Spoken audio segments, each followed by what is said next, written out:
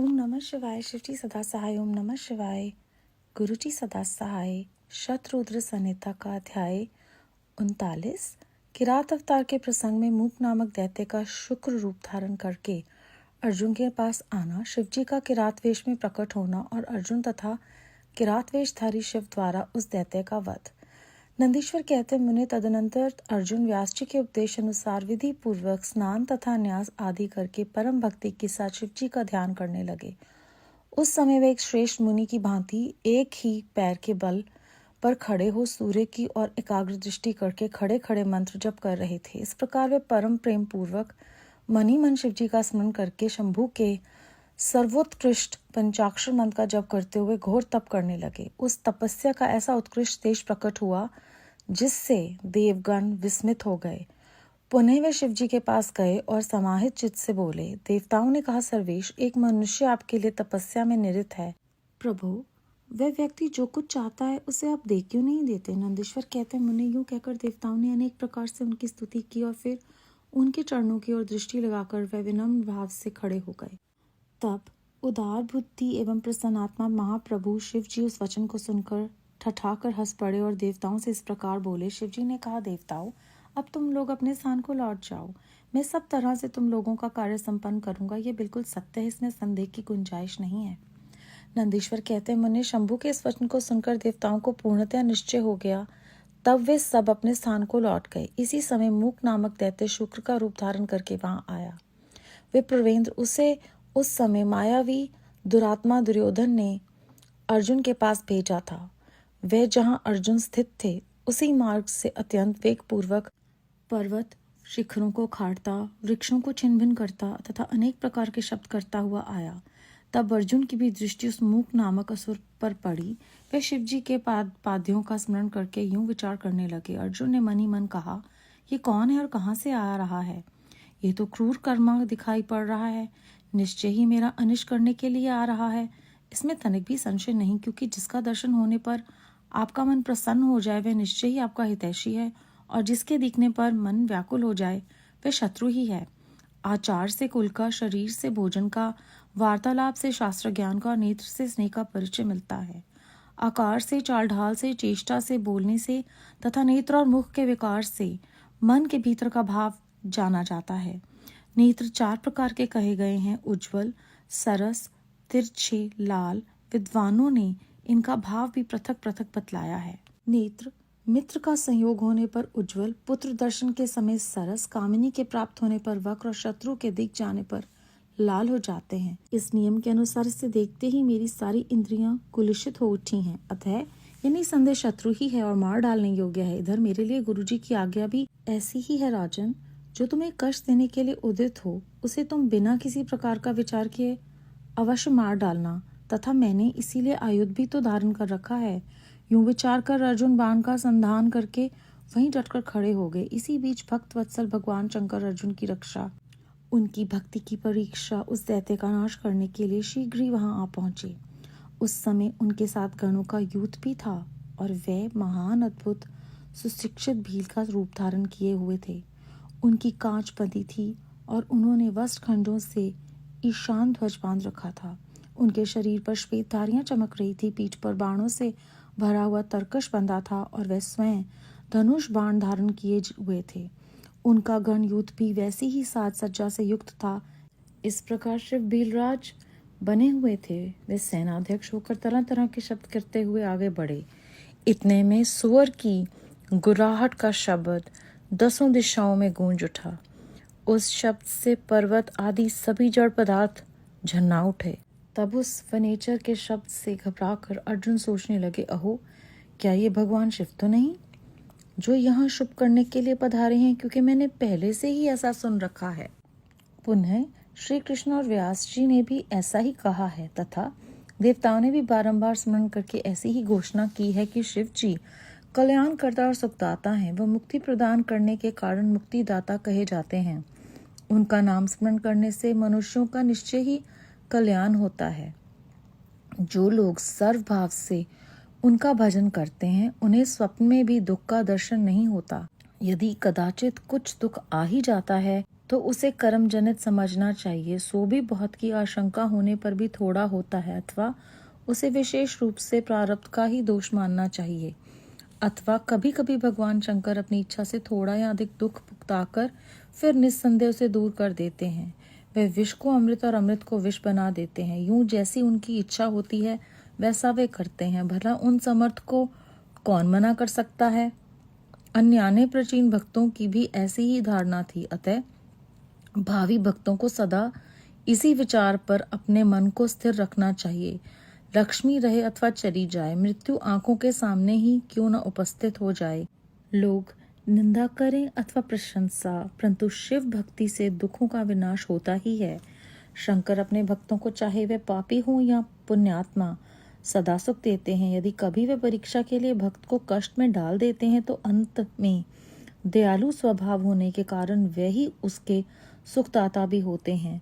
फिर तो वह भक्त उसी प्रकार निर्मल हो जाता है जैसे आग में तपाया हुआ सोना शुद्ध हो जाता है। इसी तरह की बातें मैंने पहले भी मुनियों के मुख से सुन रखी हैं। अतः मैं शिव जी का भजन करके उसी से उत्तम सुख प्राप्त करूंगा। अर्जुन यूं विचार कर ही रहे थे, तब तक बाण का लक्ष्यभूत वह सुअर वहां आ पहुंचा। उधर शिवजी भी उस सुअर के पीछे लगे हुए दिख पड़े। उस समय उन दोनों के मध्य में वह शूकर अद्भुत शिखर सा दिख रहा था। उसकी बड़ी महिमा भी कही गई है। तब भक्तवत्सल भगवान शंकर अर्जुन की रक्षा के लिए बड़े वेग से आगे बढ़े। इसी समय उन दोनों ने उस शूकर पर बाण चलाया। शिवजी के बाण का लक्ष्य उसका पुच्छ भाग था और अर्जुन ने उसके मुख को अपना निशाना बनाया था।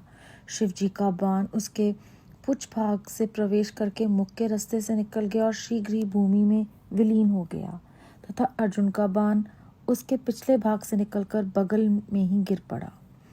तब वह शुक्र रूपधारी दैत्य उसी क्षण मरकर भूतल पर गिर पड़ा। उस समय देवताओं को महान हर्ष प्राप्त हुआ।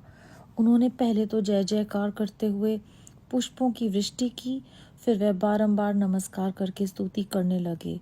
उस समय उन दोनों दैत्यों के उस क्रूर रूप की और दृष्टिपात किया। उसे देखकर शिवजी का मन संतुष्ट हो गया और अर्जुन को महान सुख प्राप्त हुआ। तत्पश्चात अर्जुन मन ही मन विशेष रूप से सुख का अनुभव करते हुए कहने लगे, अहो ये श्रेष्ठ दैत्य परम अद्भुत रूप धारण करके मुझे मारने के लिए ही आया था, परंतु शिवजी ने ही मेरी रक्षा की है। निसंदेह उन परमेश्वर ने ही आज इसे मारने के लिए मेरी बुद्धि को प्रेरित किया। ऐसा विचार कर अर्जुन ने शिव नाम संकीर्तन किया और फिर बारंबार उनके चरणों में प्रणाम करके उनकी स्तुति की। अध्याय 39 समाप्त। इस अध्याय के आरंभ में हमने जाना कि देवता जो हैं वो शिव जी के पास जाते हैं और कहते हैं कि एक मनुष्य आपकी तपस्या में लगा हुआ है, आप उसे वो दे दीजिए जो वो चाहता है। ऐसा सुनकर महाप्रभु शिव जी हंस पड़े। उन्होंने कहा कि तुम अपने स्थान को चले जाओ, मैं तुम लोगों का कार्य संपन्न कर दूंगा। फिर उनका ये वचन सुनकर जो देवता है उन्हें निश्चय हो गया, वो वापस चले जाते हैं। उस समय दुर्योधन अर्जुन के पास मूक नामक दैत्य को भेजता है, जो कि शुक्र का रूप धारण करके वहां पहुंचता है। तो वो उस आवाज को सुनकर सोचते हैं कि ये कौन है, ये कोई क्रूर आत्मा लगती है।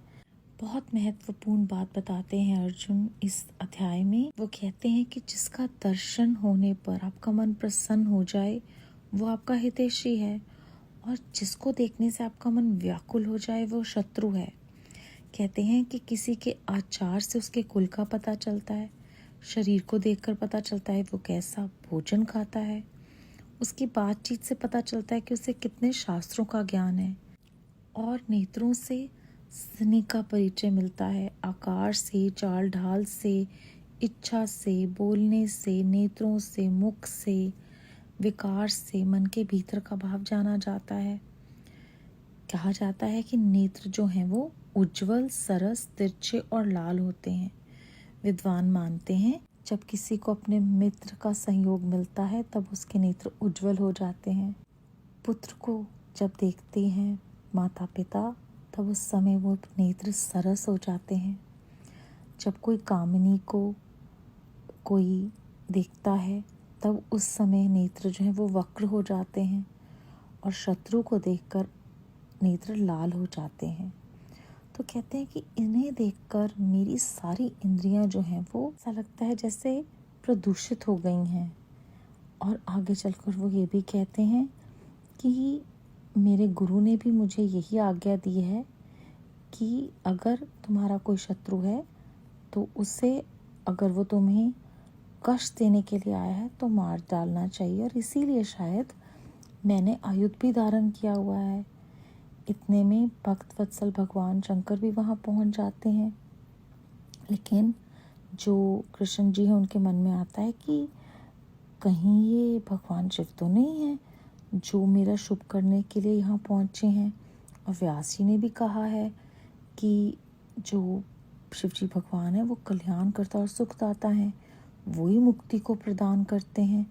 तो उनका नाम लेने से ही हमारे जो सारे कष्ट हैं वो समाप्त हो जाते हैं। वो हमें थोड़ा बहुत दुख भी देते हैं तो वो बहुत बड़े कष्ट को छोटे में काट देते हैं। अमृत को वो विष बना देते हैं और विष को अमृत बना देते हैं। जैसी उनकी इच्छा होती है वो वैसा ही करते हैं। तो अगर हम अपने मन को स्थिर रखें, लक्ष्मी चाहे रहे या चली जाए, मृत्यु क्यों ना सामने हो और लोग आपकी चाहे निंदा करें या प्रशंसा करें, लेकिन शिव जी की भक्ति करने से सारे दुखों का नाश हो जाता है। तो शिव जी अपने भक्तों को, चाहे वो पापी हों पुण्यात्मा हों, सदा सुख ही देते हैं। और वो परीक्षा के लिए भक्तों को कष्ट में डालते हैं, लेकिन दयालु स्वभाव होने से सबको सुख दे देते हैं। तो जब वो देखते हैं कि वो शुक्र उनकी तरफ आ रहा है और उनके पीछे जब वो शिव जी को देखते हैं तो अंत में भक्त वत्सल भगवान शिव जी जो हैं वो अर्जुन की रक्षा के लिए बड़े वेग से आगे बढ़कर बाण चलाकर उस शुक्र को मार देते हैं। ये सब कुछ देखकर देवता जो हैं वो प्रसन्न हो जाते हैं, शिव जी की जय जयकार करते हैं और फूलों की वर्षा करते हैं उन पर। तो मन में अर्जुन जो है वो विशेष रूप से सुख का अनुभव करके कहते हैं कि श्रेष्ठ दैत्य परम अद्भुत रूप धारण करके मुझे मारने के लिए आए, लेकिन आपने मेरी रक्षा की है। फिर अर्जुन जो है वो शिव नाम संकीर्तन करते हैं और बारंबार उनके चरणों का में प्रणाम करके उनकी स्तुति करते हैं। तो किस प्रकार भक्त वत्सल शिव जी महाराज जो हैं वो कितने दयावान हैं, पापियों को पुण्य कर्मियों को सबको वो सदा सुखी प्रदान करते हैं। अगर वो कभी परीक्षा में कष्ट में डालते हैं तो दयालु स्वभाव के साथ वो सुख भी प्रदान करते हैं। तो जो उनकी चरण शरण में है वो सदा सुख का अनुभव करता है। हम बहुत भाग्यशाली हैं कि हम सब महान शिव की चरण शरण में हैं। गुरु जी महाराज का बेअंत बेअंत शुक्राना। ओम नमः शिवाय। शिव जी सदा सहाय। ओम नमः शिवाय। गुरु जी सदा सहाय।